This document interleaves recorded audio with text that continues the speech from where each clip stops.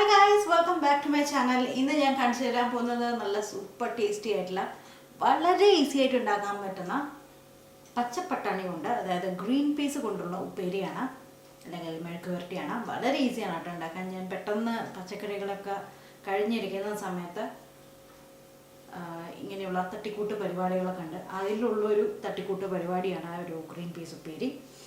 എനിക്ക് ഭയങ്കര ഇഷ്ടമാണ് ആ ഗ്രീൻ പീസ് ഉപ്പേരി. അപ്പം ഇന്ന് അങ്ങനെ ഒരു തട്ടിക്കൂട്ട് ഉപ്പേരിയാണ്. നല്ല ടേസ്റ്റാണ് കേട്ടോ. പക്ഷേ അപ്പം എങ്ങനെയാണ് ഞാൻ ഉണ്ടാക്കുന്നത് എന്നുള്ളത് കാണിച്ചു തരാം. നിങ്ങൾ ആദ്യമായിട്ടാണ് ഈ ചാനൽ കാണുന്നതെങ്കിൽ ഞാൻ രമ്യ ഹരിശങ്കർ. സബ്സ്ക്രൈബ് ചെയ്യാൻ മറക്കരുത്. അടുത്തൊരു ബെൽ ഐക്കൺ ഉണ്ട്, അതും ക്ലിക്ക് ചെയ്യുക. അപ്പോൾ ഞാൻ പുതിയ വീഡിയോ ലോഡ് ചെയ്യുന്ന സമയത്ത് നിങ്ങൾക്ക് അതിൻ്റെ നോട്ടിഫിക്കേഷൻ വരുന്നതാണ്. സോ നമുക്ക് ഇന്നത്തെ വീഡിയോയിലോട്ട് പോവാം.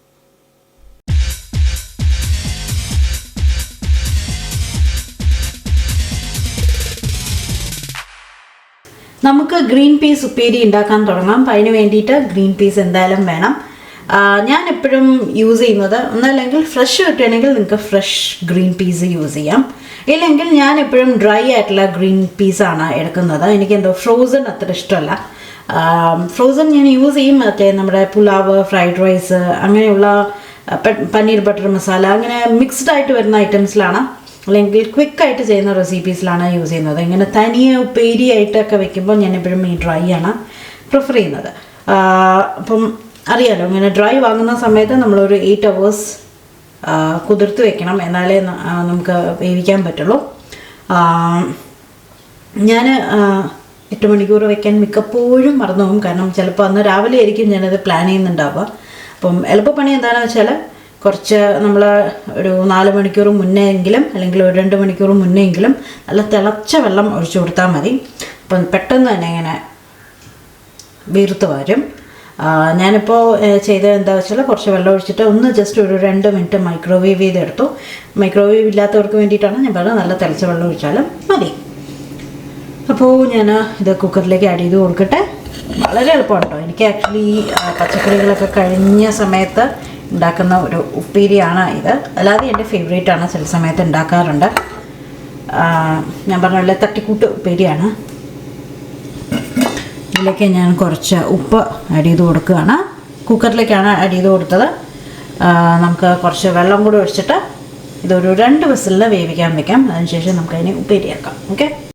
ഗ്രീൻ പീസ് ഏകദേശം ഞാൻ 1 കപ്പാണ് വെള്ളത്തിൽ കുതിർത്തത്. ഇപ്പോൾ ഏകദേശം അളവ് നോക്കുമ്പോൾ ഒരു 2 കപ്പ് വരുന്നുണ്ടാവും. ജസ്റ്റ് ഒരു മുങ്ങി കിടക്കുന്നവരെ വെള്ളം ഒഴിച്ച് കൊടുക്കുകയാണ്. ഇത്ര മതി.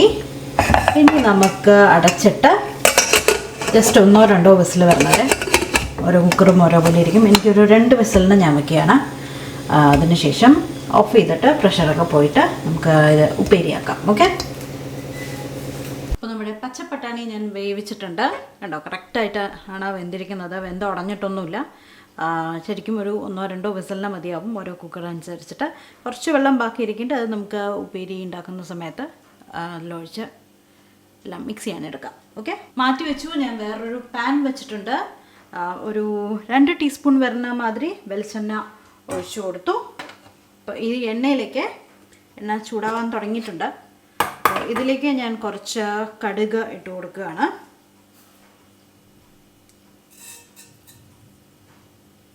കടുകൊന്ന് പൊട്ടി വരണം. കടുക് നമുക്ക് പൊട്ടി വന്നിട്ടുണ്ട്.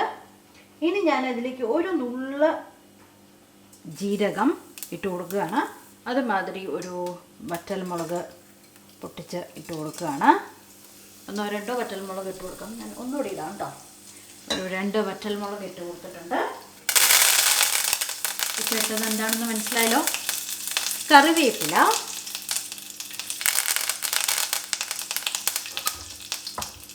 പിന്നെ ഒരു 4-5 വെളുത്തുള്ളി 1-2 കട്ട് ചെയ്തിരിക്കുകയാണ്. എനിക്കിത് ഇടയ്ക്ക് കടിക്കാൻ കിട്ടുന്നത് ഭയങ്കര ഇഷ്ടമാണ്, അതുകൊണ്ടാണ് അത് ആഡ് ചെയ്ത് കൊടുത്തത്.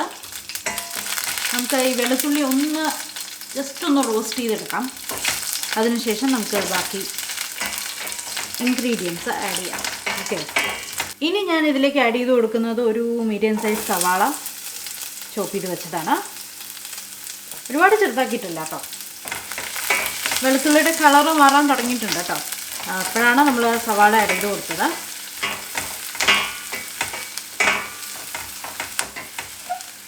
ഇനി ഇതിൻ്റെ ഒന്ന് പച്ചമണം പോട്ടെ.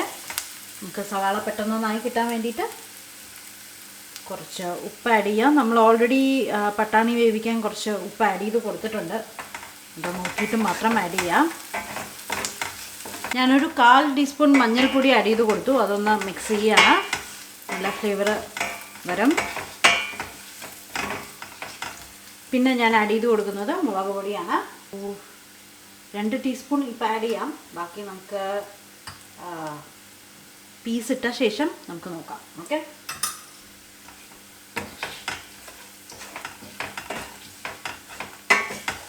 ഇനി നമുക്ക് നമ്മുടെ പച്ചപ്പട്ടാണി വേവിച്ചത് ഇട്ട് കൊടുക്കുകയാണ്. ആ വെള്ളത്തോടെ തന്നെ ഇട്ട് കൊടുക്കുകയാണ് കേട്ടോ.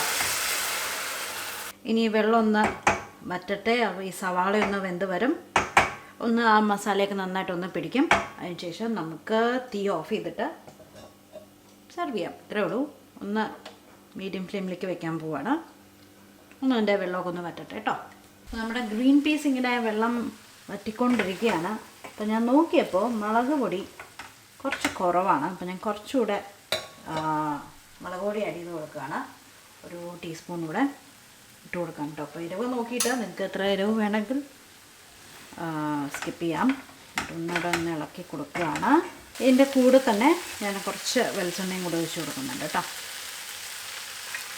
എന്നിട്ട് ഒരു 2 മിനിറ്റ് ഒന്ന് റോസ്റ്റ് ചെയ്യണം. അതിനുശേഷം നമുക്ക് തീ ഓഫ് ചെയ്തിട്ട് സെർവ് ചെയ്യാം.